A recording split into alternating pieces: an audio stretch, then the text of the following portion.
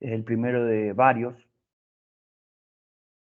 que la cátedra va a hacer para que les quede un material de consulta respecto al programa de la materia. En este caso nos vamos a focalizar en la unidad 1, que abarca los capítulos 1 al 7 del libro de Halvarian, Microeconomía Intermedia, un enfoque actual, 9ª edición, y que no intentamos mostrar o presentar todos los contenidos que el libro trata, sino que intentamos presentar la estructura, hacer hincapié a partir de puntos determinados de esos capítulos, de qué consideramos sumamente relevante a la hora de aprender el análisis microeconómico, y fundamentalmente también algunos temas que no han visto en una introducción a microeconomía, como es el caso de la primera materia que vieron de la carrera. Por lo tanto, van a ser un tiempo lo suficientemente necesario como para abarcar estos primeros 5 capítulos del libro, ¿sí? Y no es exhaustivo de todos los temas. Y como ya hemos dicho, esto no es el criterio de evaluación que estamos definiendo a partir de lo que estamos dando. Es decir, el criterio de evaluación es, ya lo hemos dicho, todo el libro. Bueno, vamos a empezar compartiendo material que, si vemos, son tomados especialmente del libro de Halvarian. Bueno, la clase de hoy comienza focalizando la restricción presupuestaria. Dijimos en su momento que la restricción presupuestaria, y vamos a hacer foco en lo siguiente, es quizás el objeto de análisis del economista por excelencia. O sea, vemos un sujeto, pensamos cómo actúa, cómo va reaccionar ante incentivos, etcétera. Pero justamente en nuestro caso nos focalizamos en algo que es observable, y es todos los conjuntos de restricciones que justamente, para ser redundante, pero para fijar la idea, restringen el accionar de los individuos o agentes económicos, como lo planteamos, y que el cambio de cada una de las restricciones generan reacciones, en este caso, estímulos, lo podemos decir por ahora así, a la acción, de determinada manera. Nuestro análisis entonces se focaliza en cómo al cambiar las restricciones cambiamos el comportamiento. Por eso empezamos por la restricción. Y bien claro decir que la restricción presupuestaria es una de las restricciones, no no la única de muchas que hay. De hecho, sin ir más lejos, cuando hablamos de restricción presupuestaria, hablamos del ingreso que restringe el gasto, que es la suma del gasto en cada uno de los bienes, pero bien vemos en esa ecuación 2.3 que el precio del bien 1 es dado, por lo tanto, es una restricción para el agente económico. Lo mismo el precio del bien 2. En muchos casos vamos a prestar mayor atención a otro tipo de restricciones. Hoy simplemente mencionar que podemos hablar de restricciones del tipo institucionales, sin ir más lejos. Bueno, pero el autor por algo empieza por la restricción presupuestaria, porque este es nuestro principal objeto en el cual nos vamos a enfocar como primer paso a la hora de analizar el comportamiento de un agente económico. Saltamos muchas páginas, porque nos vamos a los gráficos, ¿no? Vamos a ir viendo la estructura y explicándola a partir de los gráficos y las fórmulas. Bueno, la restricción presupuestaria es una línea recta, vimos en el punto anterior, la 2.3, una línea recta, cuya ordenada al origen es el valor que está definido por la renta dividido el precio del bien de la ordenada, en este caso X2, y ordenada a la abscisa es M sobre P1. Su pendiente es P1 sobre P2, ahí lo vamos a ver en el gráfico, en la figura 2.5, en la parte de arriba del gráfico, donde la pendiente está indicada como menos P1 sobre P2, ¿sí? Pero es bueno ver, por ejemplo, en el caso de que existieran otras restricciones, dijimos recién, que pudieran ser, por ejemplo, del tipo institucional, como una cantidad máxima a consumir que se le permite a la sociedad, como es el caso de los eventos en guerra, que no se le permite mayor cantidad de consumo. De hecho, nosotros en lo cotidiano hemos visto que de alguna manera se fijan criterios para racionar cantidades. El, el gobierno argentino hasta hace, bueno, ahora incluso no ha sacado la restricción del cupo de dólares y por lo tanto dice que solo se pueden consumir y comprar de manera oficial $200. Bueno, eso es un ejemplo claro. Por supuesto que en este caso más particular hemos visto que existen otros mercados para acceder a dólares, pero bueno, nos sirve como ejemplo. Por lo tanto, el conjunto presupuestario no va a ser siempre ese triángulo conocido por nosotros en microeconomía introductoria, sino que puede estar con varias condiciones acotado, ¿sí? Podríamos poner una cantidad máxima en X2 y aparecería también, en ese caso, de otra manera, el conjunto presupuestario, con una línea recta en ordenada, ¿sí? Horizontal, que también nos genera una restricción, semejante a la que se ve en X1. En el caso de la figura 2.5 es interesante cuando vemos la introducción de impuesto a partir de cierta cantidad. Bueno, en ese caso, a partir de esa cierta cantidad, el precio que pagamos es el precio del bien más el impuesto. Y por lo tanto, en ese caso, como se ve, la pendiente se hace más inclinada, ¿sí? Es lo que estamos viendo. Bueno, no, podría ocurrir que dicen, bueno, mira, vos podés gastar M en el dinero, es tu dinero para consumir todos los bienes, pero también te doy cupones, ¿sí? Que también te sirven como condición y restricción al consumo. Es decir, en vez de decir, no vas a tener, en vez de, más que X barra, como en el gráfico 24, la figura 2.4, perdón, anterior, X barra como máximo, sino que te voy a dar M, el dinero, que es tu dinero, pero aparte vas a tener G, que es la cantidad de cupones disponibles, ¿sí? Para, el, para acceder a determinados bienes. Entonces voy a tener que entregar dinero y cupones, ¿sí? O sea que es como que va a tener doble precio. Y bueno, y depende el precio de cada caso, podríamos encontrarnos en términos generales, ¿eh? No es el caso de los cupones de alimentación que plantea el autor en este caso particular, sino lo que yo quiero hacer notar es que en ese caso tendríamos dos restricciones presupuestarias y que tendríamos P1 por X1 más P2 por X2 igual a M, y después tendríamos G1 por X1 más G2 por X2 igual a G mayúscula, que es la cantidad total de cupones. Y G1 minúscula, en este caso como lo describo, sería el precio en cupones de los bienes. Y esto es lo que queremos decir, ¿no? Podemos llegar a ver de distintas maneras el conjunto presupuestario y cómo aparecen las distintas restricciones. El capítulo que le sigue son las preferencias. Bueno, las preferencias, el economista entiende que el individuo, si bien lo modelizamos y decimos es racional y tiene preferencias, en el caso particular de la racionalidad es más instrumental que el de considerar que tiene las preferencias, ¿sí? Porque en el fondo yo podría evitar hablar de racionalidad en algunos casos, pero no podría hablar de que tiene preferencias, ¿sí? No, simplemente hacerles notar esa diferencia.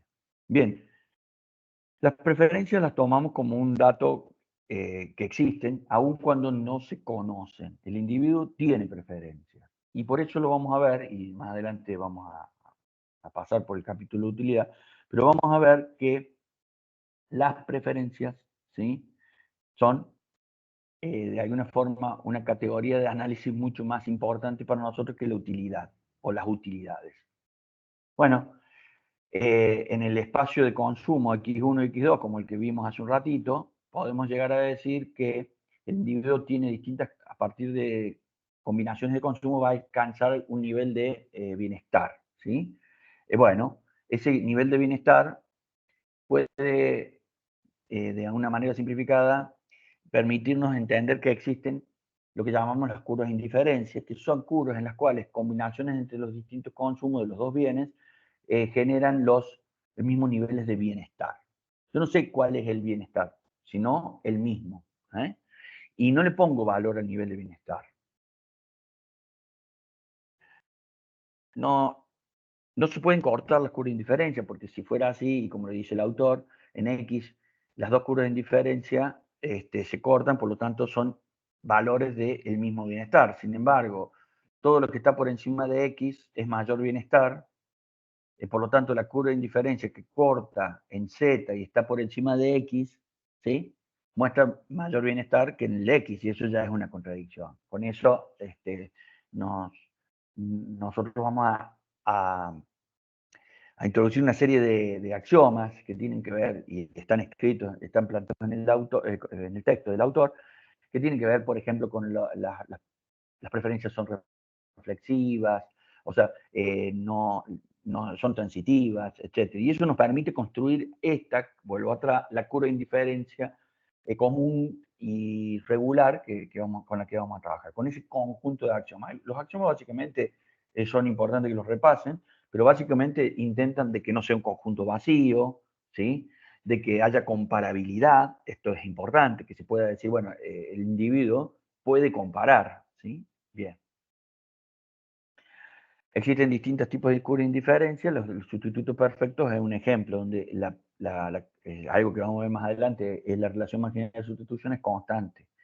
Bueno, hay un punto, si las curvas de indiferencia son las líneas negras y las restricciones presupuestarias es la línea roja, agregada por mí, el individuo estaría en la curva de indiferencia más alta, pero solo consumiendo X2, ¿sí? Bueno, para algunos casos va a ser útil hablar de sustitutos perfectos, pero para otros, justamente la hipótesis o lo que arroja la teoría con preferencias de sustitutos perfectos sería que deberíamos estar observando que los individuos se concentran todos sus gastos en un bien, cosa que no ocurre, por eso tratamos de evitar usar este tipo de supuestos o axiomas tan restrictivos. En el caso que vemos los complementarios perfectos, no es tan difícil, esto sí existe, es más, podemos pensar el típico ejemplo de los zapatos, pie izquierdo y pie derecho, que van de la mano, ¿sí? Bueno, que hay cierto grado de complementariedad. Bueno, también podríamos hablar del azúcar y el café, famoso ejemplo que hemos usado. Igual, en este caso, arrojaría la idea de que no existiría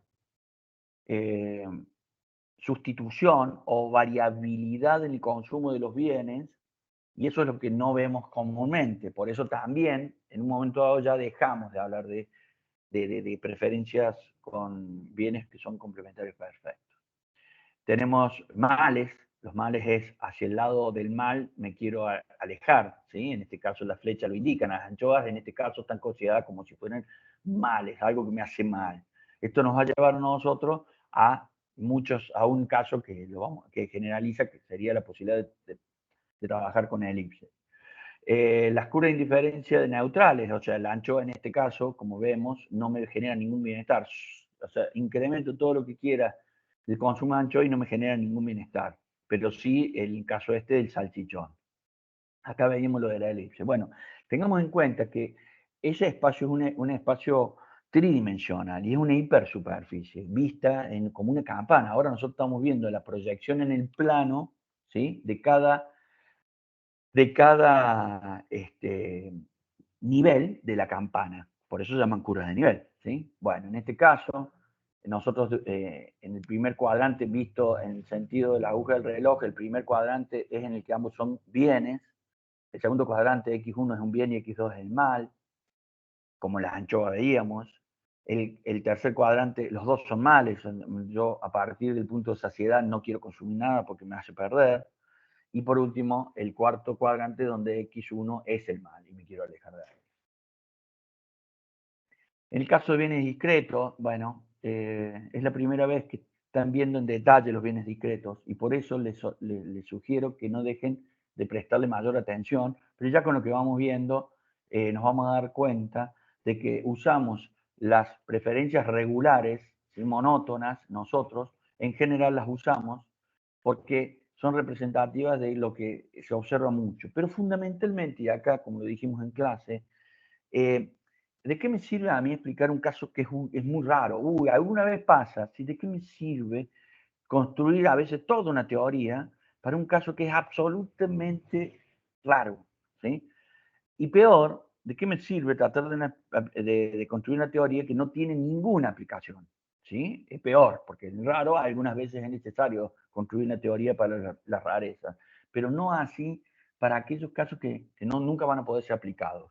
¿Sí? Eso también es importante que nosotros tratamos de concentrarnos en explicar lo que podamos explicar. Entonces, con esto tenemos que hacer una reflexión. Primero, vamos a reexplicar el comportamiento de los individuos pensando en que tienen preferencias. Para ellos partimos de las restricciones presupuestarias y siempre intentando explicar lo que podemos explicar. ¿Sí? Por lo tanto, hay condiciones y situaciones que no nos incumben a nosotros, aun cuando ya hablamos de restricciones mismas, o sea, del análisis económico.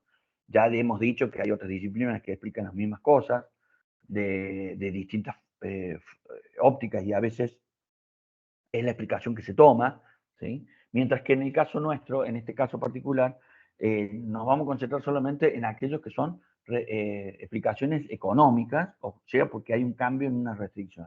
Pero aún así hay cosas que no las vamos a poder explicar. Y bueno, no queremos en este sentido mostrar cierto grado de sobre diciendo que todo lo vamos a poder explicar, sino que vamos a explicar lo que podemos explicar. Y aquello no explicable, no vamos a, más de una vez no nos vamos a focalizar en construir siquiera una teoría. ¿Sí? Bueno, existen casos como los que estamos viendo en estos tres. Las comunes es las preferencias convexas, las no convexas y las cóncavas. Esto, ¿por qué les hago notar esto? Básicamente vamos a trabajar sobre las convexas, ¿sí? Cóncavas vistas de arriba. Perdón. Sí, cóncava vista de arriba. En este caso, el, o sea, nuestro caso típico tiene una conclusión fuerte, que es que toda cesta media, o sea, cualquier conjunto que combina x1 y x2, que está sobre una línea recta, ¿sí? Que une dos puntos de una curva de indiferencia, cualquier punto de esa cesta media puede ser al medio o puede ser más corrido a cualquiera de los otros dos extremos. Sería x1, x2 hacia abajo o y1, y2 hacia arriba. Y eso va a depender de los ponderadores de la media, porque es una media. En ese caso, pero cualquier punto sobre esa línea, también llamado arco, es preferido a cualquiera de los puntos que está sobre la curva indiferencia. Pero en el caso, me voy al otro punto, el C, las cóncavas, es que la cesta media no es preferida cuando los dos son bienes, no es preferida, pero ojo con esto, no son bienes, ambos son bienes, no son males. La cesta media no es preferida. En ese caso, ¿sí? También tendríamos una situación concreta en la cual la teoría siempre hablaría de la especialización en el consumo, es como los sustitutos perfectos. Por eso tienen poca utilidad en términos de la construcción de una teoría y un modelo, usar preferencias cóncavas. Y las no convexas, ahí sí hay un tema, no menor, donde la cesta media puede estar fuera del conjunto de mayor bienestar. ¿Sí? Van a ver que en el caso que está graficado está por debajo de la curva de indiferencia, por lo tanto tiene menos bienestar, pero podría haber puntos en donde están las zonas grises y tiene más bienestar. Bueno, ahí hay algo que tiene a veces una aplicación muy fuerte con respecto al tema de las preferencias, cuando se van combinando distintos tipos de bienes, y en el tema de las votaciones se ve mucho. Bueno, y si algo de esto ya han escuchado, y más lo vamos a poder decir más adelante, el famoso caso del teorema del votante mediano se basa en que las preferencias son convexas, ¿sí? Las sociales. Bueno, sin embargo, no necesariamente se ve así y a veces existen construcciones de teoría de que explican cuando las preferencias, en este caso sociales, en los sistemas de votación no arrojan el hecho de que va a ganar aquella propuesta de un político que sea la preferida por el votante mediano. Bueno, simplemente para dejarles esta reflexión. Bueno, De las curvas de indiferencia, algo que ya han conocido en otra materia es la relación marginal de sustitución, que es el cociente entre la utilidad marginal del bien x1 sobre la utilidad marginal del bien x2, ¿sí? Y esto es lo mismo que decir la pendiente o la derivada de la curva de indiferencia, que es la derivada de x2 respecto a x1, ¿sí? Interesante que empecemos a darnos cuenta que la relación marginal de sustitución es de alguna manera observable en las condiciones en las cuales los cocientes de precios relativos, cuando los individuos efectivamente están optimizando, estarían reflejando esa relación marginal de sustitución, que sería subjetiva, ¿no? Cuando hablamos de la utilidad, dejemos bien en claro que la utilidad es una herramienta que usa el economista y que le es muy útil a la hora de formalizar un problema de optimización, ¿sí? Porque termina siendo la función objetiva indirecta, ¿sí? Aquello que quiero optimizar. Entonces le doy una serie de estructuras y condiciones a la función de utilidad para que me arroje una conclusión. Como siempre decimos nosotros, no nos importan las partes de arriba de la teoría, ahora que la estamos aprendiendo, sino las conclusiones de la teoría. Y siempre la sugerencia es que no expliquen con las premisas, sino que expliquen con las conclusiones de las teorías. Bueno, la utilidad es parte de las premisas de una teoría y por lo tanto no sirve para explicar. Pero aparte, como le digo, y lo voy a hacer reiterar esto, la utilidad es un instrumento bien del economista, bien del economista. Bueno, como siempre, como decimos, nosotros podríamos tener rayos, perdón, que parten del origen, atraviesan las curvas de indiferencia y a medida que van cortando una curva de indiferencia le vamos poniendo un valor, lo indiciamos, siendo que ese valor, a medida que se aleja del origen, es mayor, ¿sí? Con ese rayo y esos valores podríamos aproximar una función de utilidad. Pero como bien dijimos, como es un invento y como los índices que le ponemos, el valor que le ponemos a cada punto que el rayo corta la curva de indiferencia es un valor arbitrario puesto por el economista, alguno le podría poner valores de acuerdo a una regla de multiplicación, como sería la de 1 y otro de la del 3, ¿sí? Bueno, pero la función de utilidad va a arrojar distintos valores de útiles, pero nos va a permitir construir independientemente de que nos arroje distintos valores de útiles, unas curvas de demanda del consumidor, ¿sí? Y lo que es más importante, la pendiente de la curva de demanda del consumidor, que de hecho eso sí es observable.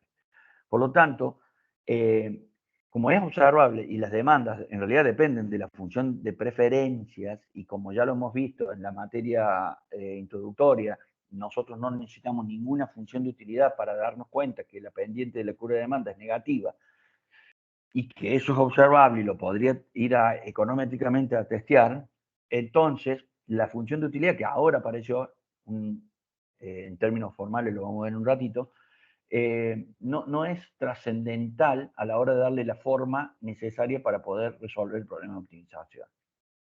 Y esto nos lleva al tema de la transformación monótona. Es decir,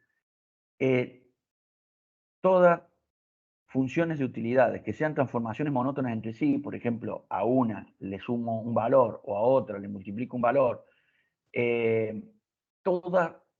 todas funciones de utilidad que son transformaciones monótonas entre sí arrojan la misma curva de demanda, arrojan la misma pendiente de la curva de demanda. Y si ustedes ven, la curva de demanda no depende de ningún elemento de la función de utilidad, ¿eh?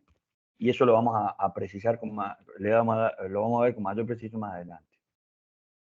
En este caso, porque nos es cómodo trabajar con una función de utilidad de la forma Cobb-Douglas, que es muy común usarla, donde es el producto de los bienes, las variables de elección en este caso, elevadas a un exponente constante. Tiene condiciones eso. Para las preferencias Cobb-Douglas existen transformaciones monótonas, por ejemplo, sin ir más lejos, aplicar logaritmo a x1 a la c por x2 a la d es lo mismo que decir, aplicar logaritmos, igual a c por el logaritmo de x1 más d por el logaritmo de x2. Si nosotros aplicamos y sacamos la relación marginal de sustitución de esa función que está expresada en el logaritmo, vamos a ver que la relación marginal de sustitución es menos c sobre d, acá lo estoy marcando, menos c sobre d por x2 sobre x1. Ahora, si yo lo hago directamente sobre la original, ¿sí?, no transformada, vamos a ver que la relación marginal de sustitución es la misma, hecho justamente porque la relación marginal de sustitución es representativa de la preferencia y no deben cambiar por transformaciones monótonas en las funciones de utilidad. Básicamente, después, esto tengo un claro algo, yo podría usar otras funciones de utilidad, y, por ejemplo, sustitutos perfectos y sus transformaciones monótonas nos van a dar entre cada transformación monótona la misma relación marginal de sustitución, pero sí van a ser diferentes relaciones marginales de sustitución con respecto a las Cobb-Douglas, sin ir más lejos. Pero esto es otro tema que lo vamos a seguir viendo más adelante. Lo concreto es que toda transformación monótona de funciones de utilidad entre sí arrojan las mismas relaciones marginales de sustitución y por lo tanto van a arrojar las mismas pendientes de la curva de demanda. Pero que eso sí es importante decir, las curvas de demanda deberían, son testeables, y si el relevamiento que hagamos o la estimación que hagamos en términos econométricos nos da otra pendiente del consumidor, no, justamente no, nos debería dejar tranquilo saber que no es la pendiente que arroja la teoría esta, la pendiente del consumidor, ¿sí? Vamos a la elección, el capítulo 5, en donde ya combinamos preferencias y restricciones. ¿Por qué introdujimos la utilidad? Porque la necesitamos para el problema de optimización. En este caso combinamos curvas de indiferencia con restricciones presupuestarias y su tangencia. Ya esto ya lo saben, no vamos a reiterar, tratamos de ser más sintéticos, pero ya saben que el óptimo está en su punto de tangencia, en donde la relación marginal de sustitución es igual al cociente de precios relativos. Bueno, existirían gustos con vértice, en ese caso no hay relación marginal de sustitución porque los productos marginales no están definidos ahí. Existen casos de óptimos de esquina. Bueno, prestemos atención y ver en qué nos dificulta explicar cuando se aparecen estas características. Bien, lo mismo para bienes discretos, ¿sí? Y para curvas, ya lo dijimos, las cóncavas, preferencia cóncava, en este caso la elección óptima es en la especialización de los consumos, y como esto es lo que no observamos, y aparte, en más de un caso no nos sirve para dar explicaciones, entonces no nos interesa en muchos casos, en la generalidad de los casos, pero no siempre, estudiar esta teoría con casos de preferencia cóncava. Y hasta acá llegamos, perdón, hasta el día de hoy. La idea es media hora. La siguiente clase va a abarcar ya la demanda y preferencias reveladas, algunos puntos de preferencias reveladas y otros capítulos que sean abarcativos de otra unidad del programa.